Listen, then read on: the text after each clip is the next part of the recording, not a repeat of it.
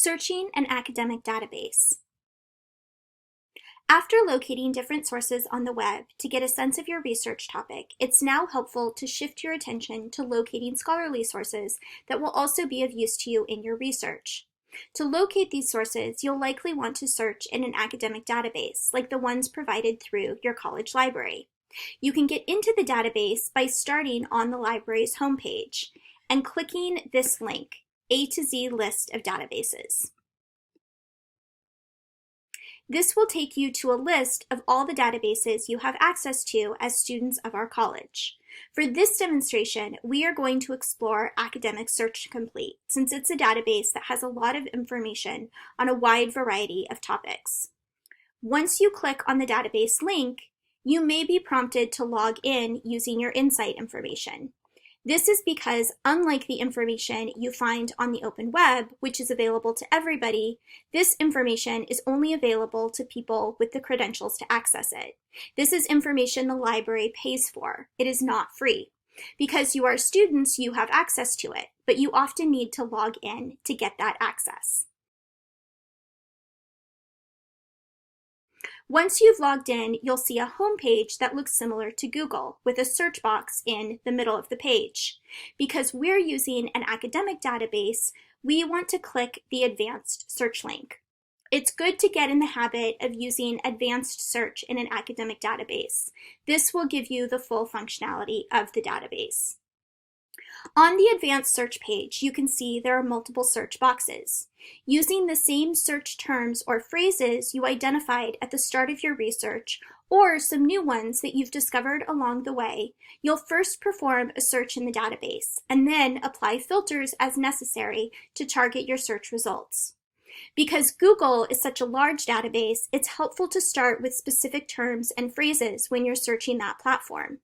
Because an academic database is much smaller in terms of the information it contains, it's helpful to start with general search terms and phrases and use the features of the database to help you in your searching.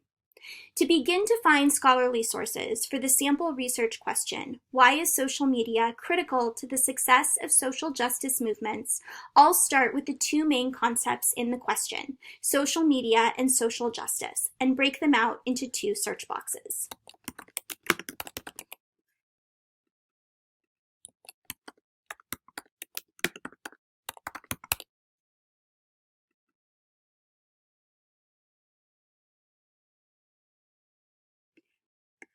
Here, I have over 3,000 search results, which is an overwhelming number that I want to whittle down before I start to go through them.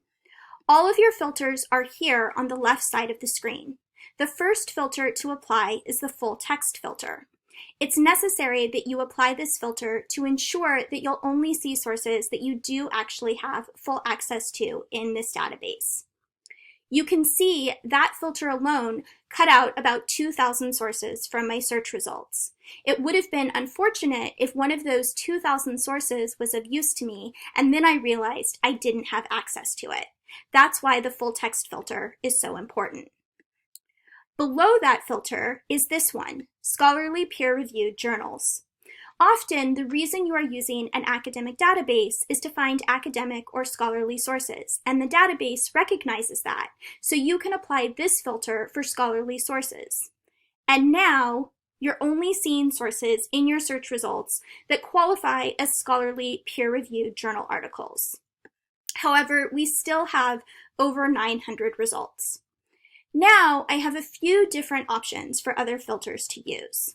First, there is a publication date range filter. If your research is on a relatively new phenomenon, you'll likely want to change this year, the earliest publication date in your search results, to a more recent year. In this case, social media as we know it didn't start until the mid-2000s, so I'm changing the year to 2009.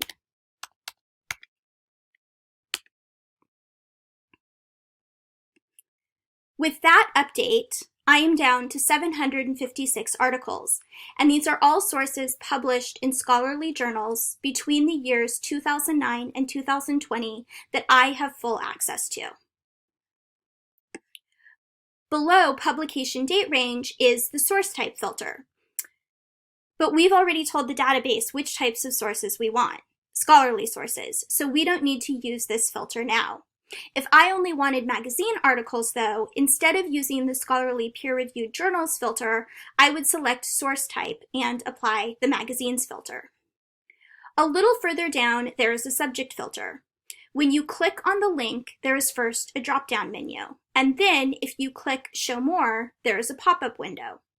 These are all of the subjects or subtopics represented in your search results.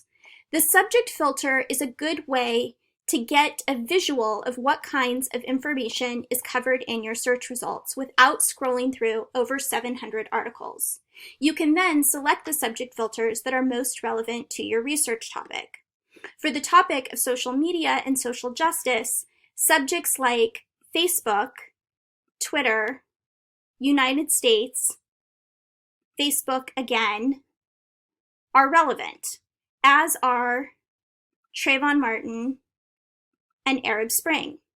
I know about these subjects from the initial research I've already done on my topic.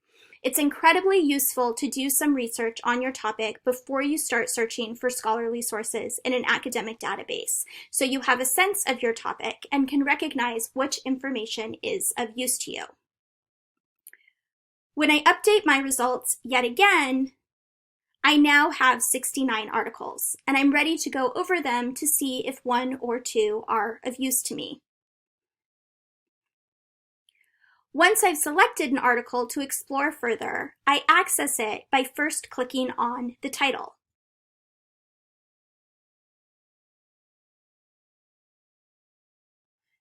This takes me to the record of the article, which includes publication information and the abstract.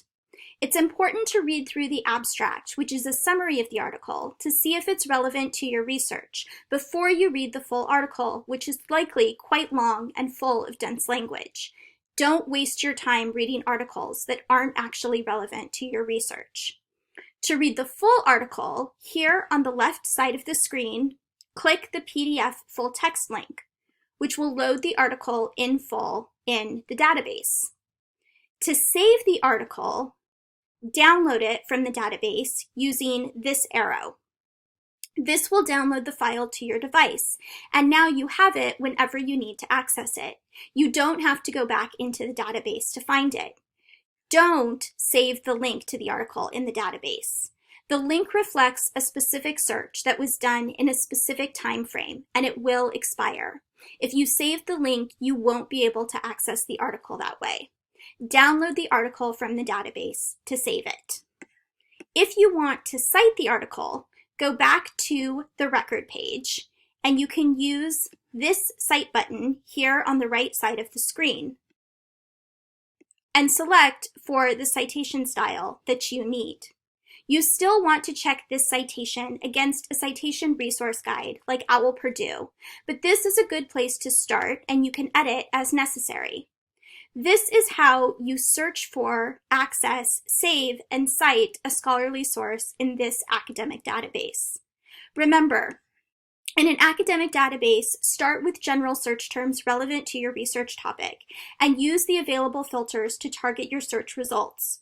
Always apply the full text filter first. If you specifically need scholarly sources, also apply the scholarly peer-reviewed journals filter. Don't save an article using the database link. Instead, download the article as a PDF to save it.